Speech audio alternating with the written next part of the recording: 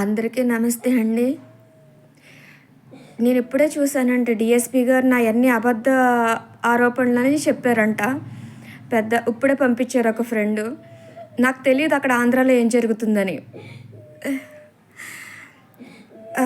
పాపమండి, DSP గారు కూడా ఆవిడ ఒక ఆడదే కదా, కలెక్టర్ కృతిక కూడా ఒక ఆడదే కదా.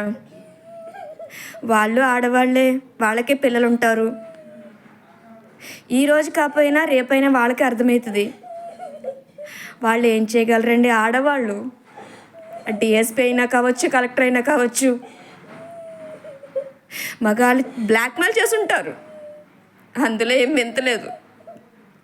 నేను హాస్పిటల్లో ఉన్నప్పుడు అక్కడ ఒక కానిస్టేబుల్ చెప్పింది, యూనిఫామ్ లేకపోతే మా మొహం ఎవరు చూస్తారమ్మా, మాకెవరు వాల్యూ ఇస్తారు అని. అదే వాళ్ళ పరిస్థితి. యూనిఫామ్ వేసుకుని మేకపోతే గంభీర్యం నటిస్తున్నారు లేడీ కానిస్టేబుల్స్ కానీ వీళ్ళు కానీ. పాపం ఆడదాని పరిస్థితి అలా ఉంది ఆంధ్రాలో. నేను డిఎస్పి గారిని నేనేమీ తప్పు పట్టట్లేదు. ఎందుకంటే ఎన్నిసార్లు కంప్లైంట్ ఇచ్చినా కనీసం ఎఫ్ఐఆర్ ఫైల్ చేయకపోక గేట్లు తీయించలేదు. నేను సీఎం దగ్గరికి వెళ్ళి ధనంజయ రెడ్డి గారు చెప్పారని ఇల్లు అమ్మించారు దగ్గరుండి కలెక్టర్ కృతిక మేడం. అంతకుముందు నేను పెట్టిన లెటర్స్ కానీ స్పందనకు కానీ ఆవిడ స్పందించలేదు. ధనంజయ రెడ్డి గారు చెప్పారు కనుక దగ్గరుండి ఇల్లు అమ్మించారు. ఈరోజు మళ్ళీ అదే ధనంజయ రెడ్డి గారు చెప్పారో లేదంటే దాడిచెట్టు రాజా గారే ఇన్ఫ్లుయెన్స్ చేశారో తెలీదు, నన్ను మళ్ళీ మెంటల్ హాస్పిటల్ పంపించారు. పాపం అండి, ఆడదాని బతుకది. అది కలెక్టర్ కావచ్చు, డిఎస్పీ కావచ్చు. ఒక మగాడి కింద పనిచేయాలి, మగాడి చెప్పు చేతుల్లో ఉండాలి. ఇంటా బయట కూడా ఆడదాని బతుకంతే. డిఎస్పీ గారికి ఒక్కటి చెప్పానండి, ఆ రోజు పబ్లిక్గా చెప్పాడు కదా మురళీకృష్ణ గారు. ఆ రోజు ధర్నాలో కూర్చున్నప్పుడు డిఎస్పీ మురళీకృష్ణ అన్నాడు కదా, 92A-B వేయించడం పెద్ద మ్యాటర్ ఏం కాదని. మరి ఎంతవరకు ఎందుకు వేయించలేదు? ఎఫ్ఐఆర్లు ఎందుకు నమోదు చేయలేదు? హైకోర్టులో ఆయన అడిగితే ఆవిడ అదే అంటున్నాడు, కింద ఆయనతో వేయించేయండి, పోలీసులు వెయ్యాలి. అది పోలీసులకి సెక్షన్లు కూడా నేను చెప్పాల్సి రావడం నా దౌర్భాగ్యం కదూ.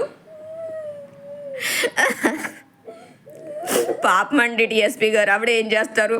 ఆవిడ ఒక ఆడదే, మగాడు చెప్పు చేతుల్లో ఏడవలసిందే. ఆడదానికైతే రక్షణ లేదండి. అక్కడ ఒకడు కానిస్టేబుల్, లేడీ కానిస్టేబుల్ అవ్వచ్చు, డిఎస్పీ అవ్వచ్చు, కలెక్టర్ అవ్వచ్చు. ధనంజయ రెడ్డి గారు చెప్పారు కనుక కలెక్టర్ కృతిగా అమ్మించింది.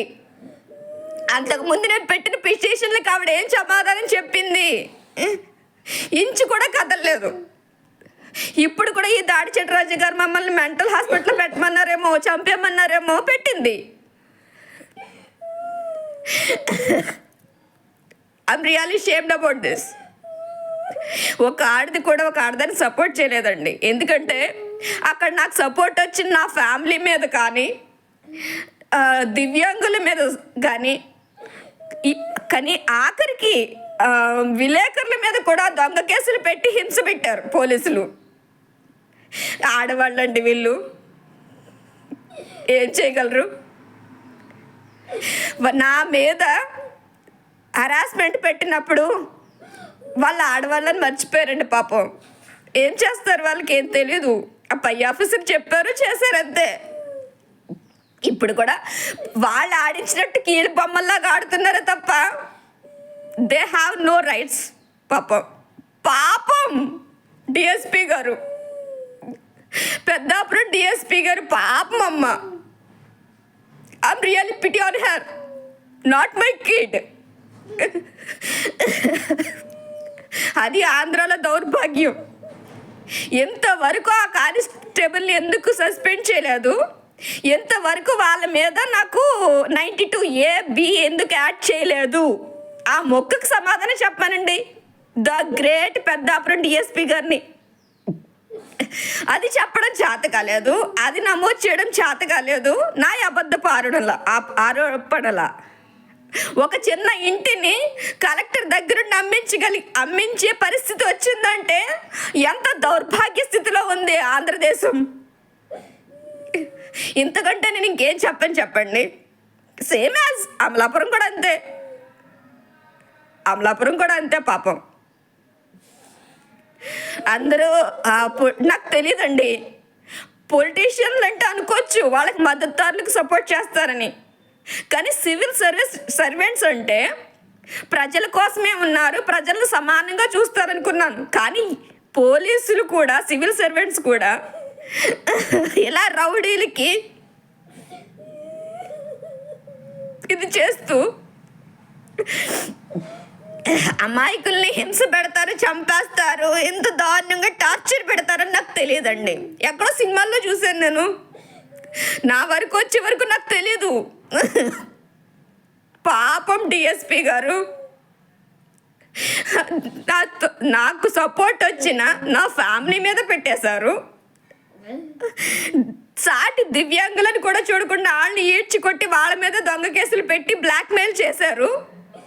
నాకు ఆపోజిట్గా మాట్లాడేలాగా ఆ దివ్యాంగులు కూడా ఇన్ఫ్లుయెన్స్ చేశారు. ఆఖరికి విలేకరులు కూడా కేసులు పెట్టి వాళ్ళు నోర్లు కూడా ముయించేస్తున్నారు. అక్కడికి పాపం 4-5 మాత్రం కొంచెం ధైర్యంగా నా బాధను ఎక్స్పోజ్ చేస్తున్నారు. వాళ్ళకి నిజంగా నిజంగా నిజంగా థ్యాంక్ యూ. అలా 4-5 విలేకరులు నిజాన్ని నిర్భయంగా రాయబట్టి ఈ రోజుకి నేను నా కూతురు ప్రాణాలతో ఉన్నాం. లేదంటే ఎప్పుడో చంపేసేవారు మమ్మల్ని. కేవలం మేము ఇంకా ప్రాణాలతో ఉన్నామంట మీడియా వల్ల, చంద్రబాబు గారి వల్ల, లోకేష్ గారి వల్ల.